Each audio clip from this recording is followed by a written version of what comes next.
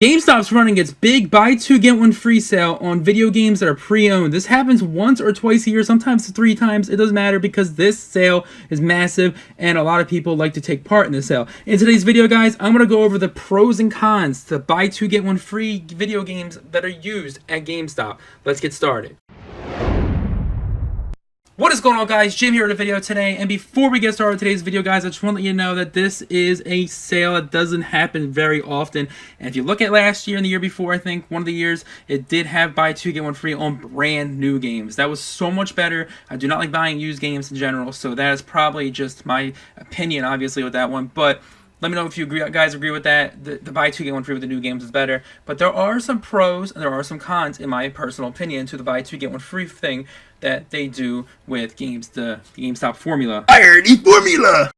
Alright, so without Mr. Krabs out the way, let's talk about the pros and cons to the buy two get one free at GameStop. Let's take a look at some key facts real quick, but before we get started today's video, definitely consider hitting that subscribe button, like this video, comment down below how bad Mr. Krabs' impression was. No, seriously. Let me know if you enjoy the buy two get one free pre-owned deal at GameStop. Are you anticipating that, or are you just going to stay away from it? And let's get started. Let's talk about some key things about the buy two get one free at GameStop. This is a pretty random sale that happens a couple times a year. Like I said, is buy two get one free on just used games. There are some exclusions on this one, and I will talk about that when we get to the pros and cons. Be smart with the way you order the games for the sale. What I mean by that is, I will tell you right now a little preview what I mean by that, because it's in the pros and cons.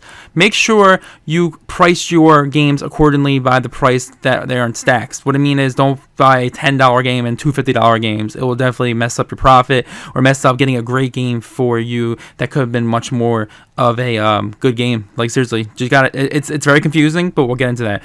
The sale date ends on November 28th. It's just a couple days away.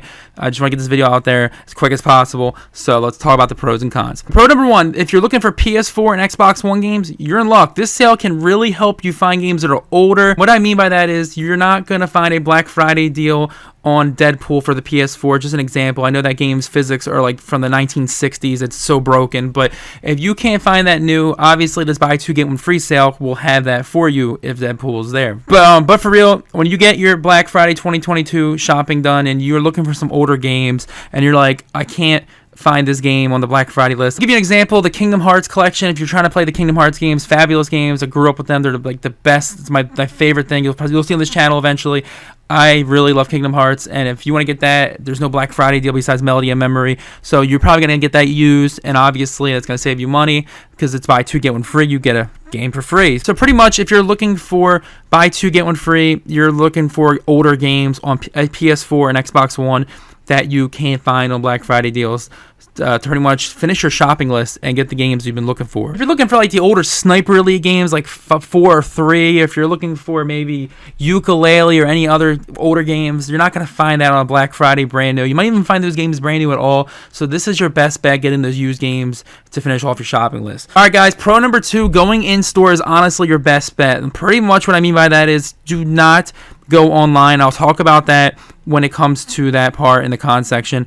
It's really important to go to GameStop to get these games, because you'll know what you're getting in store. You'll know if there's a case missing or not. You'll know if the game looks like it's got gum stuck to the game. Yes, I had experience where I found a Hershey bar wrapper inside the case of the game, and I literally thought Willy Wonka sent that to me. Who does that and lets that trade in? It's GameStop. But let's continue.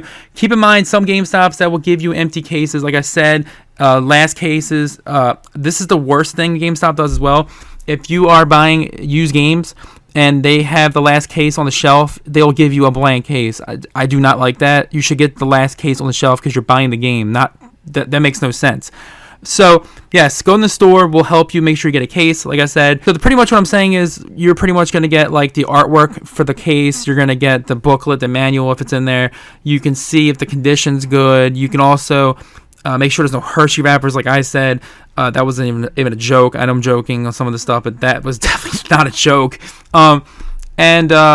Yes, you're better off just picking up that's pretty much it. Alright guys, the next pro is pricing games the right way in piles. I know that probably is the most confusing thing to word out like that. This is one of the ways to make out like a bandit doing buy two get one free. What I mean by that is, I kind of explained it a little earlier. If you are buying two $50 games, for example, say you find two PS4 games that are newer and they have up on the screen here and they're $50 each.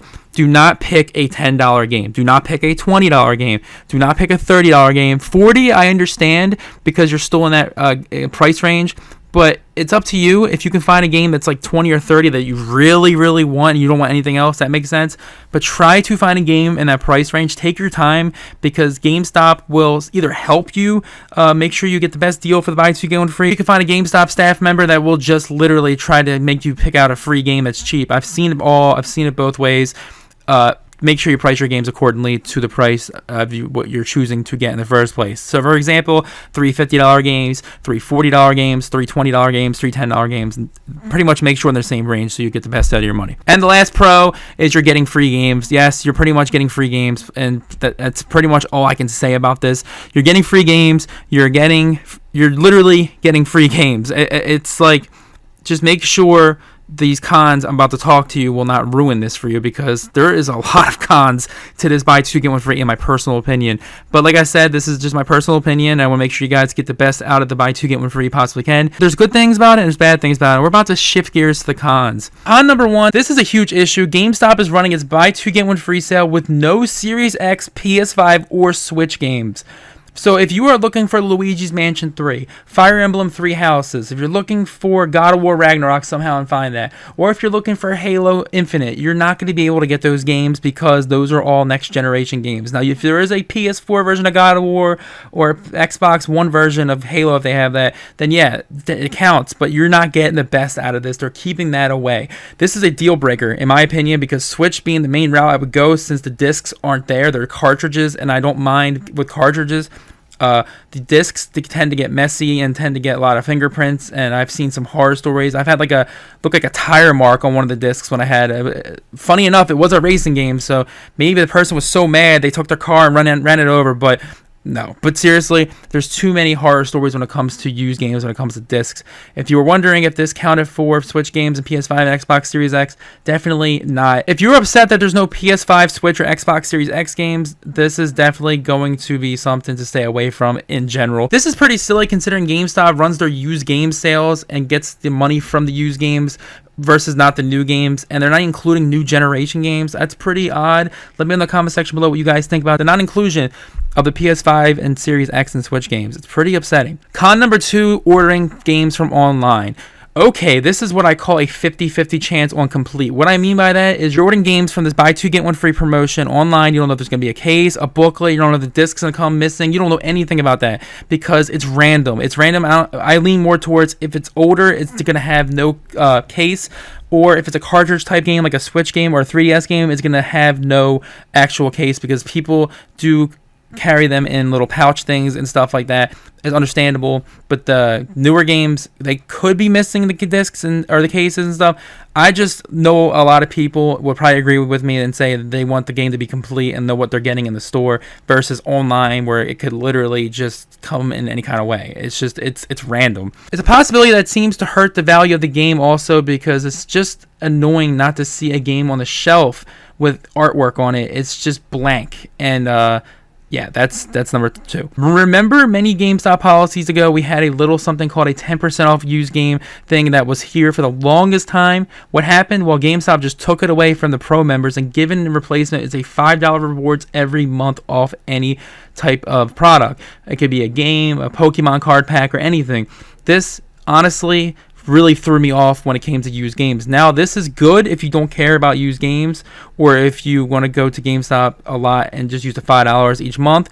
But if you are someone that likes to buy used games and get the most out of it, it's definitely gone. So do not expect to see 10% off of each of your games you're buying used. I remember how much I used to get off games when I bought a bunch of used games, especially on the promotion of buy two get one free. Shame to see GameStop getting rid of that when there's a buy two get one free, especially. It's a bad thing in my opinion. Let me know in the comment section below if you missed this 10% off deal off your used games that happened days, years, even a decade ago, obviously. So let me know what you guys think, because that is a big no-no. Next, we have not pricing your games in the right pile. So the first time I did a pro with that, I said make sure you have your games accordingly by price. So pretty much I'm just going to say that if you don't put your prices in the right categories, you can really hurt what your value could be out of your games. Like I said, if you buy two $50 games and you get a $10 game, you're pretty much taking this as a big loss, and you're going to go home and wonder, why did I get this for that price? So yes, that's just a quick con for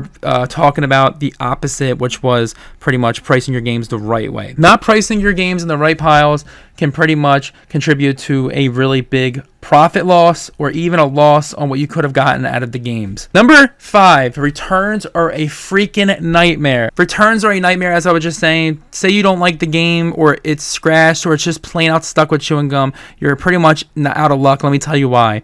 Because returning a game is very problematic when it comes to a buy two get one free deal, because the minute you return one game, you only get a fraction back of the money you're thinking you're getting back. So if you spend $100 on 3 games and you return one, they're not going to give you $50 back. They're going to give you $33.33 back, because they know you have a free game.